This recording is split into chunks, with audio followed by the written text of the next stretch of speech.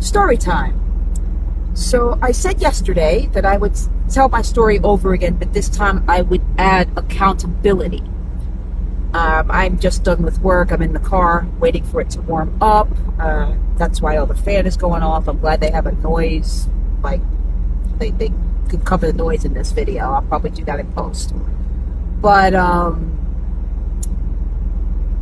before I was married to the amazing unicorn of a man that I am married to today, I was married to someone who, when you think about it, really was not a bad person.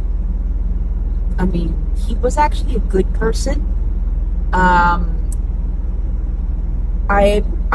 trying to think of a name I could call him because I don't want to give the real name out. But let's call him, I don't know. Let's call him Joe. Right? So I was married to a dude, we call him Joe. And I met Joe on Craigslist, believe it or not. That was back in 2004.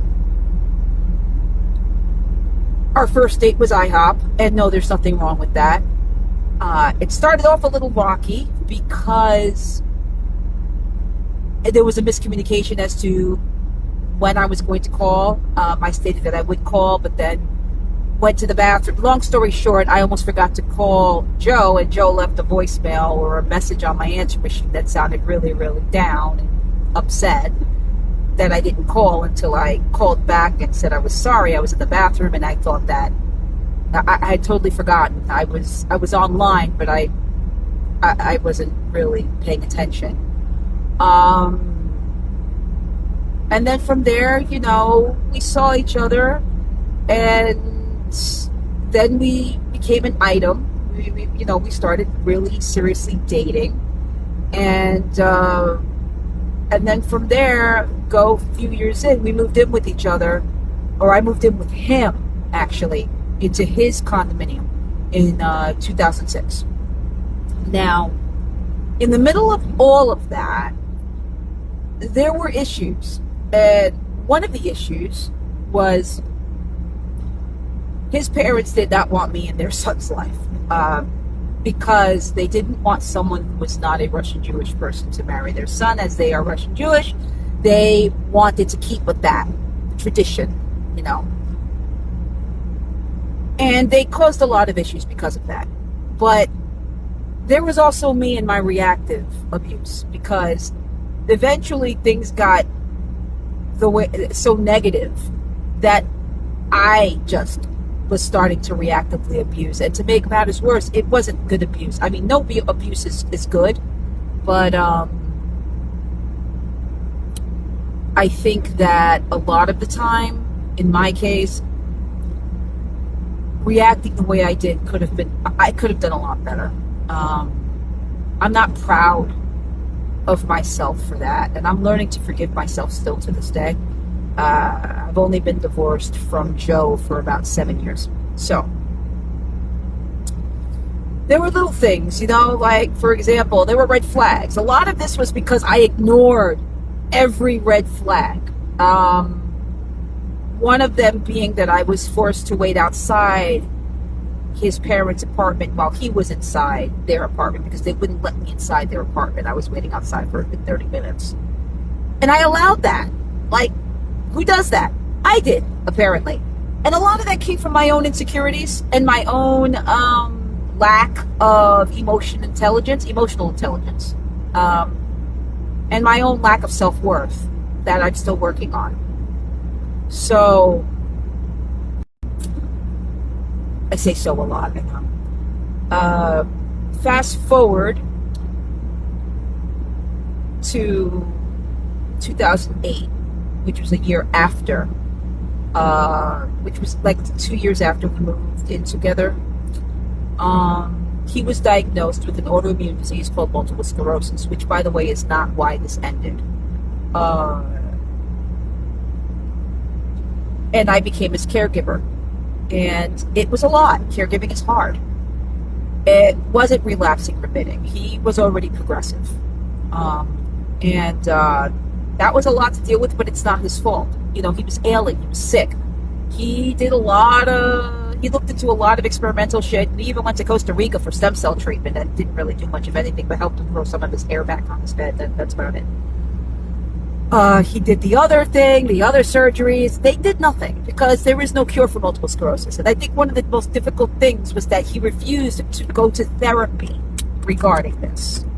Okay, so I'm going to put my seatbelt on because I'm going to continue this after I get home.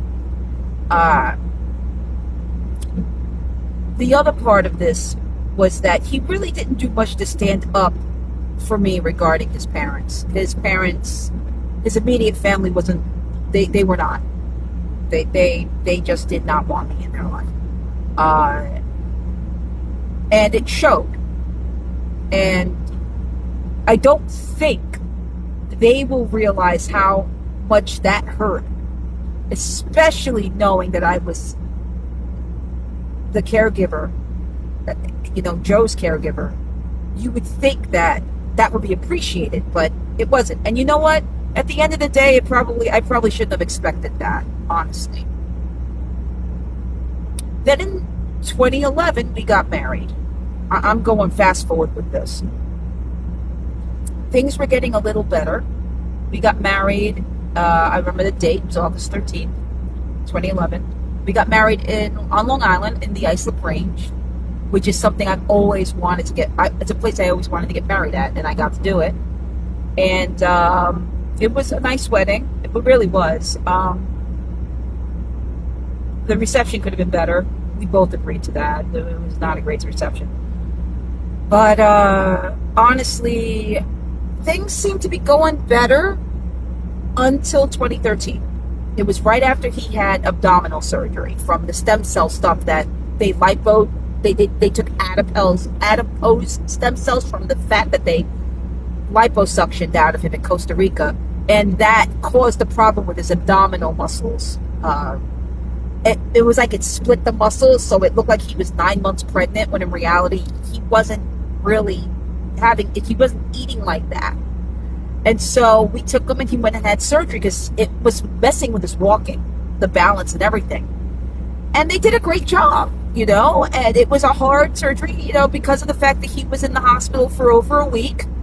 And then he was taken home and he had to heal, and he had the J. Pratt bulbs attached to him, the tube. So I had to take the blood out and, measure the units, all of that. Had to help him go to the bathroom, everything, which is part of being a caregiver, part of in sickness and in health. And then one day in September of 2013, he made a disclosure. And the disclosure, because I asked him what was going on, because he needed to talk to me about something, and I couldn't stop. It was a Wednesday. I'll never forget that. He told me that he had been cheating on me with sex workers for as long as our relationship was going on. And before that I couldn't care. I wasn't in a relationship with him. But when I was in a relationship with him, even just dating and even, sleeping with him, all that, when he told me that, it wasn't about the fact that he slept with sex workers. It's the fact that he never told me that he'd been doing that behind my back. And that is when the reactive abuse became very apparent on my end. And I'm not going to lie, I not just emotionally abused him, I physically abused him. And I am still dealing with the shame of that because it is my accountability. It is me who did that. I'm in therapy and have been for about 4 years. I'm in trauma therapy because of the trauma I did experience in that relationship, as well as the trauma I caused. I didn't like what I was becoming. I didn't like who I was, and I didn't like that was always inside me. I still stayed with him for 6 more years. I started going to a support program called COSA, which is Codependent of Sex Addicts. And I told Joe, it was helpful. I said, Joe, this is helpful. And he knew it, and he was good with it because he was starting to go to meetings too for himself because he identified as a sex addict. And okay, fine. There is so much controversy with that these days, with all the research that showed no proof, and that the point is Dr. Patrick Carnes was also the writer of Don't Call It Love, who started the whole sex addiction thing. was also someone who cheated on his spouse several times over. So I don't know if this is an excuse or not. But I respected that he was going to get help. We did go to marriage counseling too, and for a while it worked. We were doing the work together. We had a great therapist, but the trust was gone on my end. And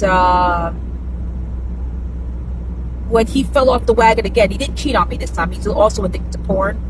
I realized that I was not going to be happy in this relationship because I've got a person who's addicted to porn and sex in unhealthy ways, who barely stood up for me when it came to his parents, his immediate family, you know.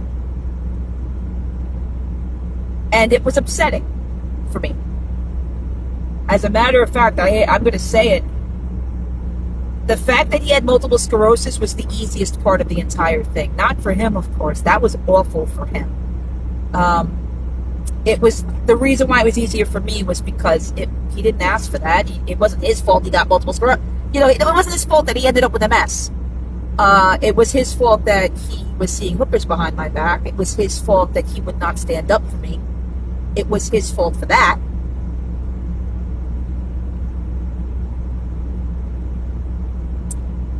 And Joe was someone that I loved very, very much until I started to stop feeling things altogether. When I realized I'm really not happy in this. I tried. So I came up with the brilliant idea, and I say that with some kind, I guess, sarcasm. I suck at sarcasm. So brilliant idea of seeing other people with them, you know, while we're married. And at first he reluctantly agreed, and I did, and I had a one-night stand with some dude that, I mean, it was fine and everything, but then I realized maybe it's not for me to do that shit, and I was, you know, was very honest. And then at a party in 2018, I meet my unicorn of a husband, the man who ends up being that. And at that point, there was something there, and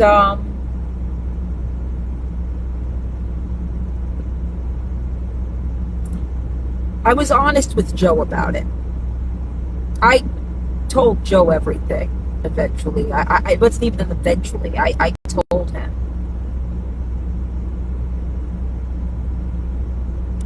And basically ended up falling in love with this person. And I did tell him, and I did end it with him, and it was pretty fucked. You know, I paid for my lawyer. I got a divorce in 2019. We weren't married for very long. Usually when someone cheats on me, it's the beginning of the end of everything. I will not stay with the person. It may have taken me longer because I really thought I could work it out. But the fact that I was cheated on just stood there. And then the fact that I was unhappy because, you know, I couldn't even be accepted by an immediate family. And then, to make matters worse, I was becoming a monster. He didn't deserve that, okay? But also, I fell in love. And that was that. And I ended it because it was the right thing to do with my ex. And ended up moving out to Long Island from Queens to be with the man I fell in love with. And we ended up getting married in May of 2021. He asked me,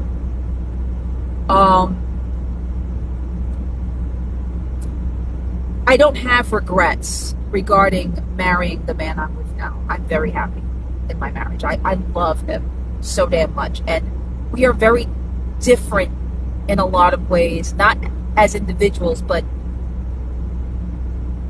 as a couple, in that we don't have gender roles. We are a team. That's it. We work together.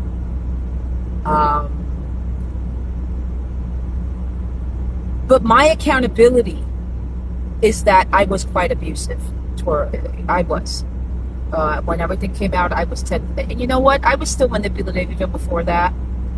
It is something I've been working on for a long time. And it comes from a lot of my own trauma. but that's not an excuse for the behavior.